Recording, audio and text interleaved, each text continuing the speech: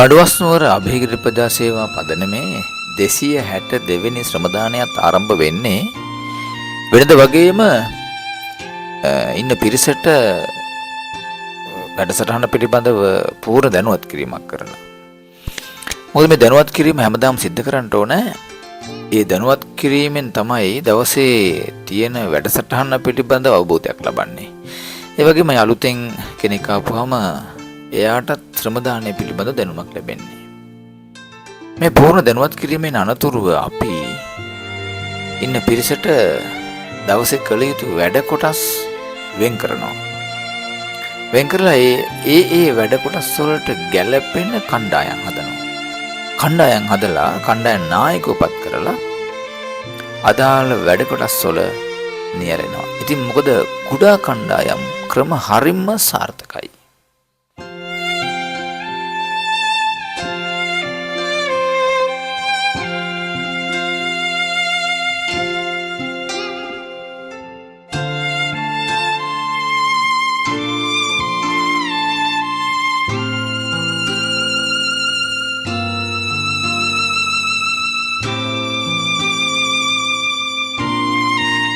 අන්න එහෙම වෙන් කරපු කණ්ඩායම් අතරේ අභයගිරි ස්තූපයේ ඉහළ ගර්භයේ තනකොළ ගැලවීම සඳහා පත් කරපු කණ්ඩායම මේ.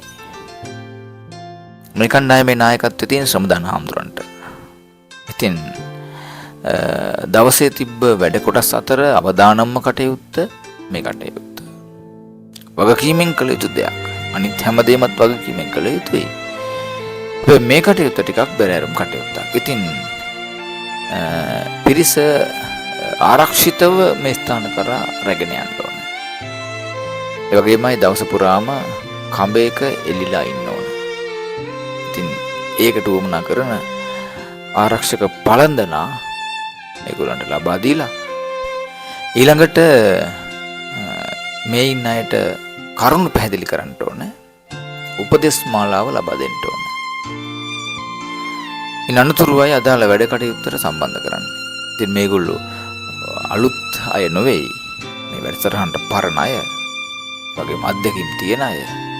ඒ නමුත් අපි දැනුවත් කිරීම සිද්ධ කරනවා. ඉතින් ස්තූපෙට වන්දනා කරලා ඉහළට නගින්න බලාපොරොත්තු වෙන්නේ ස්තූපයේ ගර්භයට නගින්න ස්ථීරව සකස් කරලා තියෙන ගල් පඩි පෙළ දිගේ. මේ කළු ගල් වලින් හදපු පඩි තමයි ගර්භය ඇතුළට වෙන්න සකස් කරලා තියෙන්නේ. මේක හැම ස්තූපයකම බොහෝ දුරට තියෙනවා. මේ ගල් පඩි පෙළ. ඉතින් හැමදෙනාම ඉහළට ගමන් කළ යුතු වෙනවා. තනකොළ ගැලවීම සාර්ථක සහ සිද්ධ කරන්නේ ඉහළින් පහළට. ඒක තමයි තනකොළ ගැලවීමේ ක්‍රමවේදය. දැන් මේ ඉන්න හැමදෙනාම පඩිපෙළ දිගේ ගර්භය මුදුනට ඉහළට ගමන් කරන අවස්ථාව මේ.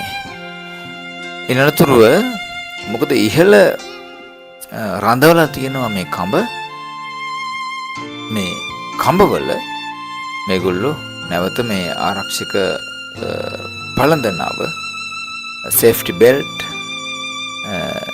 මේක අපි රඳවන්න ඕනේ. එතකොට බොහොම ආරක්ෂිතයි. කවුරුත් ආයි පහළට වැටෙන්නේ නැහැ.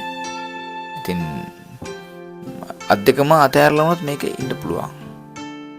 එක එක කම්බවලට ගැලපෙන අය එකතු පද කරලා ඒගොල්ලෝ ඉහළින්නම් පහළට තනකොළ ගැලවීම කටයුත්තේ යොදවන්න දැන් වැඩපිළිවෙල හදමින්. ඉතින් හැමෝම එකතු වුණොත් එහෙම මේක ලස්සනට කරන්න පුළුවන්. වගකීමෙන් කරන්න පුළුවන්. ඒ නිසා දැන් තම තමන්ගේ වැඩ කොටස් ඒගොල්ලෝ ආරම්භ කරන්න බලාපොරොත්තු වෙනවා.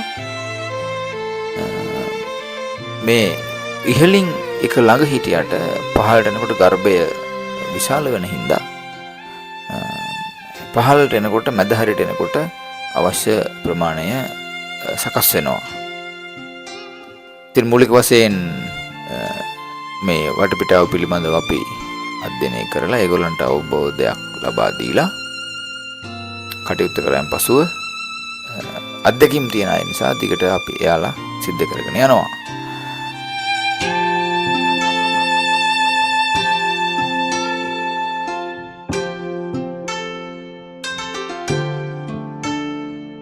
ඉතින් මේ ඉරිදන් තරමක් දුරට පහළට ගලවගෙන ඇවිල්ලා තනකොළ මේගොල්ලෝ ගර්භයේ මැද හරියේ ඉන්න මොහොතක්.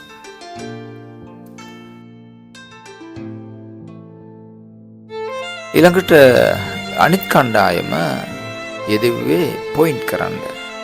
ඒ කියන්නේ ස්තූප ගර්භය කුස්තූර වහන්න. විශේෂයෙන් බදාම හදන්න ඕනේ. බදාම වලට යොමු කළ යුතු තියෙනවා අනුපාතයක්. ඒ අදාළ අවශ්‍ය අමුද්‍රව්‍ය අරගෙන මේ විදිහට හොඳට පා ගන්න ඕනේ. කැට පොඩි වෙලා බදාමක් විදිහට සකස් වෙන්න. එහෙම හදලා සකස් කරගන්න බදාම අපි පහළට යොමු කරනවා. මේ ලෑල්ලෙන් පහළ මේ පළංචියෙන් පහළ පළංචි දෙකේම අපේ මේ කණ්ඩායම වැඩ කරනවා. ඉතින් ඒගොල්ලන්ට තියෙනවා අත්සවලක් සහ පොයින්ට් හැන්දක්. ඔය තියෙන එක තමයි. ඉතින් අත්සවලෙන් බදාම අරගෙන පොයින්ට් හැන්දෙන් මේ පොයින්ට් එක සිද්ධ කරන්න ඕනේ. ඒ කියන්නේ කුස්තූරේ වහන්න ඕනේ. බෝධනෙකට තියෙන අදහසක් මතයක් තමයි ඇයි මේ ස්තූප වැඩි ඉවර කරන්න බැරි? මේ ඉවර කරගන්නේ නැත්තේ ඇයි කියලා ඒගොල්ලෝ බොහෝ දෙනෙක් කතා කරන නොදන්නකමට ඉවර කරනවා කියන අදහස තියෙන ඒගොල්ලන්ගේ ස්තූපය ප්ලාස්ටර් කරලා, කියන්නේ කපරාදු කරලා, හුණු ගාලා ප්‍රතිසංස්කරණ මට්ටමේ තියෙන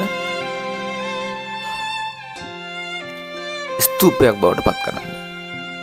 ඉතින් ප්‍රතිසංස්කරණයයි සංරක්ෂණයයි කියන්නේ දෙකක්. මේ සිද්ධ වෙන්නේ සංරක්ෂණයක්. සංරක්ෂණයේදී ප්ලාස්ටර් කරන්න බෑ. මේ තියෙන තත්ත්වයේ ඒ විදිහටම රැක ගන්න ඕනේ. දැන් මූලික කාල සීමාවේ අපට මතකයි අභයගිරි ස්තූපයේ තිබ්බ ස්වරූපය. කැලේ වැවිලා මහ ගස් තිබ්බ වනාන්තරයක්. ඉතින් ඒවා ඉවත් කරලා 2014 අවුරුදු දෙසැම්බර් මාසෙ වෙනකොට ගර්භයේ මේ මට්ටමට කටයුතු නිමා වුණා. හැබැයි මේ මට්ටමට කටයුතු නිමා වුණාන් පසු තමයි දැනගත්තේ මේ කුස්තූර අතරේ නැවත වල්පැල වර්ධනය වෙනවා. ඉතින් වල්පැල වර්ධනය වීම මර්ධනය කරන්න ගත යුතු හොඳම ක්‍රියාමාර්ගය හැටියට තමයි පුරාවිද්‍යාවෙන් ඒ වගේම CCF එක මධ්‍යම සංස්කෘතික ආරමුදල සහ අනිකුත් අදාළ බලධාරීන් එකතු පාදා වෙලා තීරණය කළේ ගර්භයේ කුස්තූර වසා දමන්න. ඉතින් ඇත්තටම කුස්තූර වසා දැමුවොත් පුංචි තනකොළ පැල එනවමයි. මොකද හේතුව මේක පරිසරයේ නිරාවරණය වෙලා තියෙන මේ ගඩොල් ටික ඊළඟට වතුර බිඳුර හැදෙන්න ඉඩ කාලය තියෙනවා. කිසියම් සතෙක් කුරුල්ලෙක් ගෙනත් දැම්මොත් දෙයක් රැඳෙන්න ඉඩ තියෙනවා කාල සීමාව. මේවත් එක්ක ඊළඟට දියසෙවල වර්ග බැඳෙනවා. ඉතින් මේවත් එක්ක තනකොළ පැලවීම සම්පූර්ණ නවත්තන්න බෑ. එහෙත් මර්ධනය කරන්න පුළුවන්. මහ විශාල ගස් නොහැදෙන්න නොදී මහ විශාල ගස් හැදෙන්න නොදී වග බලා ගන්න පුළුවන්කම තියෙනවා. ඉතින් ඉදිරියේදී මහා කැලයක් නම් වෙවෙන්නේ නැති වෙයි. පුංචි පැල జాතිය කාලයක් යනතු ඉක්මනින් ගලවලා දාන්න පුළුවන්. ඉතින් අනාගතේ නඩත්තු කටයුතු කිරීම සිද්ධ වෙන්නේ මේ වගේ දිරපු ඒ වගේම බොල් වෙච්ච පොයින්ට් එක ඉවත් කරලා අලුතෙන් සකස් කිරීම, ඒ වගේම වල්පැල ටික තරමක් හෝ ගැලවෙන වල්පැල ටික තරමක් හෝ පැලවෙනවා ගලවලා ඉවත් කිරීමේ කටයුතු තමයි ඉදිරියේදී සිද්ධ කරන්න පුළුවන්කම තියෙන්නේ. ඉතින් මේ අපේ කණ්ඩායම බොහොම පිළිවෙලට ඒ වගේම ඒ පිළිබඳව හැඟීමකින් ඒ වගේම ආරක්ෂිතව පුරාවිද්‍යා ස්මාරකයක් මේක. මේ පුරාවිද්‍යා ස්මාරක ආරක්ෂා කරගෙන ශ්‍රම දානමය කටයුත්තේ යෙදෙන මොහොතක් මේ අපේ කණ්ඩායම හැමෝම එකතුපද වෙලා. ඒගොල්ලන්ගේ දැනුම නිසාම අපිට බොහොම ලස්සන ව්‍යාපෘතියක් වගේම සාර්ථක ඵලදායීතාවයකින් යුතු ව්‍යාපෘතියක් බවට මේ ව්‍යාපෘතිය පත් කරගන්න පුළුවන්කම වටපිටාව අපට හැදිලා තියෙනවා.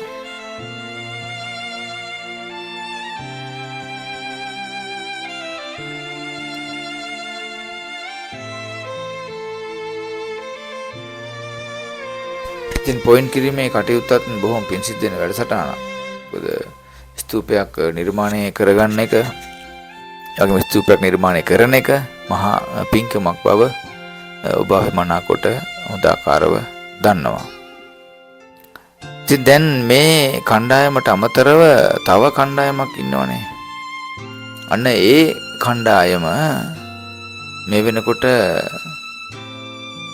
සලපතල මළුවේ අබේහිගිරි ස්තූපේ සලපතල මළුවේ සමාදානය කරනවා. සලපතල මළුවේ මොනවද කරන්න තියෙන්නේ? මේ තනකොළ ගලවන්න ඕන, සුද්ධ කරන්න ඕන.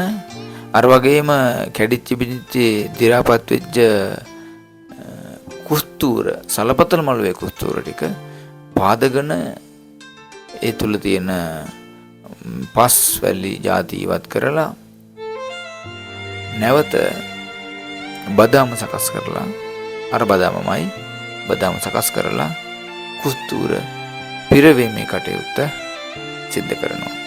ඉතින් ඒ කුස්තූර එහෙම පුරෝපම තමයි බොහොම ලස්සන මළුවක් වෙන්නේ. පුංචි අය ලොකු අය වැඩිමහල් අය කියලා නැහැ. තම තමන්ට පුළුවන්, තම තමන්ට අදාළ හැම කටයුත්තකම හැමෝම නියැලෙනවා පින් සිද්ධ වෙන්න. ඉතින් ගලූප තනකොළත් අතපතු ගාලා පිරිසිදු කරලා මළු බොහොම ලස්සනට තියලා යන්න ඕන.